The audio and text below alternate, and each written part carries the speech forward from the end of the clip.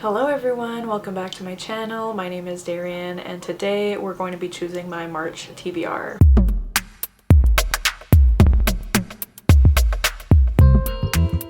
So I know that this video is a little late. I'm filming this on March 5th, so I'm already late. March has obviously already started. I am kind of continuing on my February TBR right now, so it's fine that I haven't picked my TBR for March yet, but I gotta do it because soon I'm gonna be scrambling for what to read next. So here we are, picking my March TBR. So sorry that this is late. My life has just been so busy lately with school and some personal things, but we are here filming this video finally, so hopefully that's okay. Also, it is very, I mean, it's not like super warm out, it's not summer weather, but it's like 12 degrees outside, which is very much spring weather, and it's kind of crazy that it's March 5th and it feels like this outside, so my window is open, so you might hear some outside noises.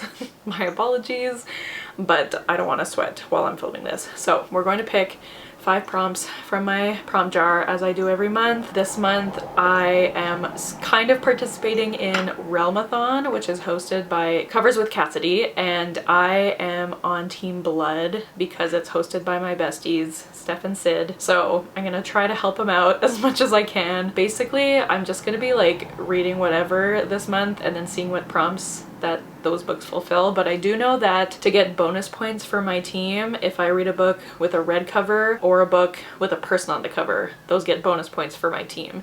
So I'm going to be trying to pick books that either have a red cover or people or both on the cover. So I'm keeping that in mind when I pick these prompts. Also for Buzzwordathon this month, the word is people's names, so I have a few options for that as well. We haven't picked our Winers Book Club book yet. Live show would probably be like mid-April anyways, so whatever we choose, I will probably read it in April anyways, but stay tuned, we'll announce that soon when we figure that out. So I think that's everything I had to say before picking the prompts. So if you're new to this, hello. I picked 5 prompts from my prompt jar. This year I set the rules for myself that at least one book I pick has to fit the buzzword prompt, and one book has to be a backlist book, which is still pretty easy to do at this point because I consider 2023 an earlier backlist. So at this point in the year that's fairly easy to do. So those are my only rules.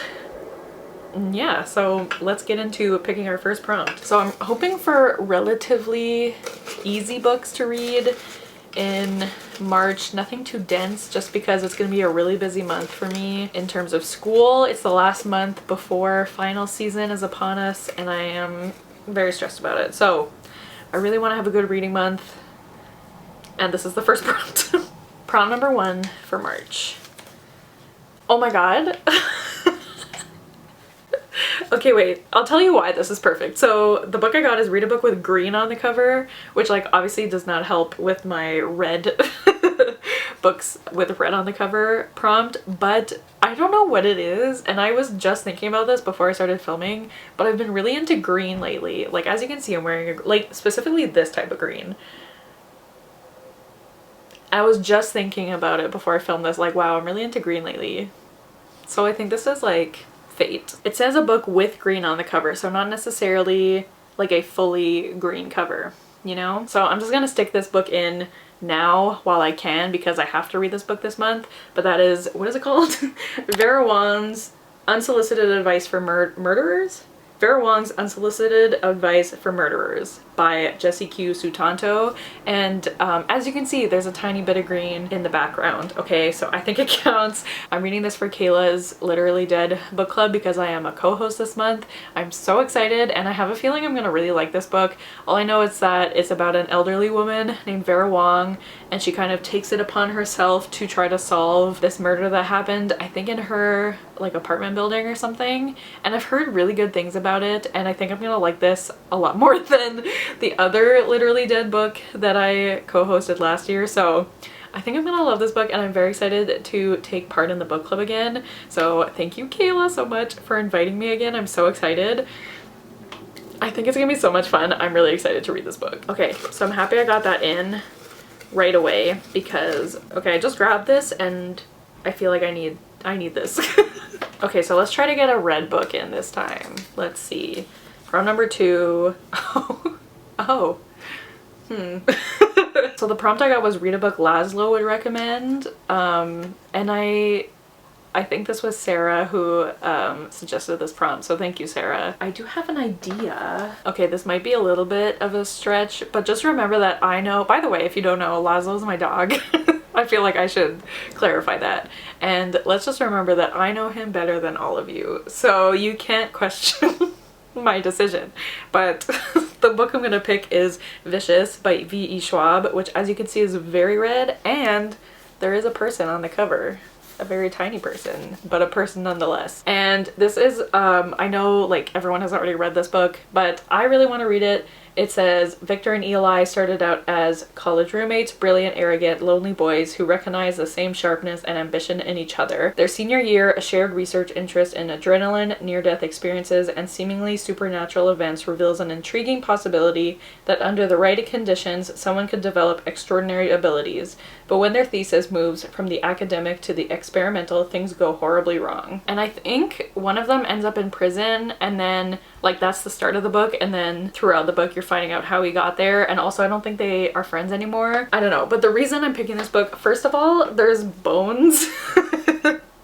There's bones on the cover, and Laszlo loves bones. Not like human bones, but bones nonetheless. Also vicious, and like Laszlo's definitely not vicious, but if you saw him on a walk you would probably think he is, because he tries so hard to protect me that he just barks at everything. And so I'm sure some people are like, oh my god, that's a dangerous dog. He is the most scared dog ever. He's such a scaredy cat. So I know he's not vicious, but some people probably would think he is. What else? I don't know. Do I need any more reason? Also, like, I really want to read this book this month because it's red and it has a person on the cover, and I think he would want what's best for me, you know? So I'm gonna pick it and you can't stop me. Okay, we got one red book, which is great, but let's see if we can get more. So prompt number 3 for March. Oh, okay. Read a book that reminds you of Folklore, the album by Taylor Swift, obviously. What reminds me of Folklore? None of the red books I took out remind me of Folklore. Something like In the Woods, you know, also sad. Okay, I think this is what I'm gonna go with. This might be a bit of a stretch, but I feel like I can make my case for why this reminds me of Folklore. Also, I do have this book, but it is downstairs and I am too lazy to go get it. So that book is Bring Me Your Midnight by Rachel Griffin, and I'll read you the synopsis and then we can discuss why it reminds me of Folklore. So it says, Tana Fairchild's fate has never been in question. Her life has been planned out since the moment she was born. She is to marry the governor's son Landon and secure an unprecedented alliance between the witches of her island home and the mainlanders who see her very existence as a threat. Tana's coven has appeased those who fear their power for years by releasing most of their magic into the ocean during the full moon. But when Tana misses the midnight ritual, a fatal mistake, there is no one she can turn to for help, until she meets Wolf. Wolf claims he is from a coven that practices dark magic, making him one of the only people who can help her, but he refuses to let Tana's power rush into the sea and instead teaches her his forbidden magic, a magic that makes her feel powerful, alive. As the sea grows more violent, her coven loses control of the currents, a danger that could destroy the alliance as well as her island. Tana will have to choose between love and duty, between loyalty to her people and loyalty to her heart. Marrying Landon would secure peace for her coven, but losing Wolf and its wild magic would cost her everything else. I'm very excited about this book, and I got it for Christmas, so I would definitely like to read it. There is a person on the cover, so I will get bonus points, but first of all, I feel like you get the nature vibes that Folklore gives. Plus, I feel like it's kind of giving This Is Me Trying, like My Tears Ricochet, Mirror Ball vibes. Like the Holy Trinity, you know? It also could be Invisible String, depending on this romance between Wolf, as I assume there will be a romance between them. I don't know. I just really feel like... Also, maybe Cardigan? Maybe he feels like... No, maybe he makes her feel like he's her favorite. Cardigan?